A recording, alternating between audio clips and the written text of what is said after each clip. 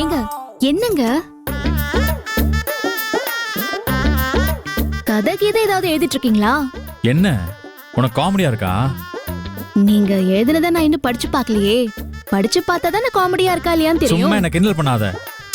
நான் கிண்டல்லாம் பண்ணல, சீரியஸா தான் கேக்குறேன். கதை எழுதுறவங்க தான் கதை சரியா வரலனா இப்படி பேப்பரை கசக்கி தூக்கி போடுவாங்க. அதனால தான் நான் கேட்டேன். நீங்க ஒன்னும் டென்ஷன் ஆகாதீங்க.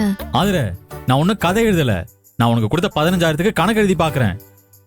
ஆனா எப்படி கணக்கு போட்டு பார்த்தாலும் டேலி ஆக மாட்டேங்குதே. ஓஹோ. உன் கணக்க போட்டு போட்டு என் மூளை மட்டும் இல்ல, கால்குலேட்டர் கம்ப்யூட்டர் எல்லாமே கன்ஃபியூஸ் ஆயிடுச்சு. நீ என்னடானா கதை எழுதிட்டு இருக்கீங்களான்னு தேவையில்லாம கேட்டுட்டு இருக்க. நான் ஒன்னும் தேவையில்லாம கேக்கலங்க. நீங்க தான் தேவையில்லாம கணக்கு போட்டு குழம்பிட்டு இருக்கீங்க. பேசாம தூங்குங்க. என்னடா அது?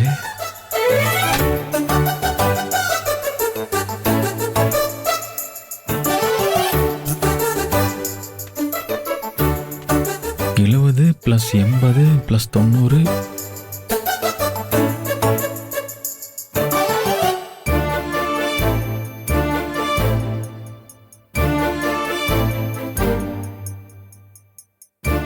என்ன பாத்துட்டு இருக்கீங்க?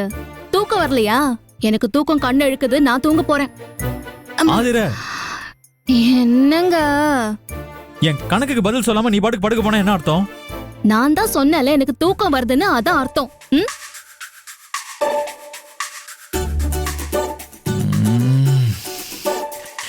காண்டேத்ராலே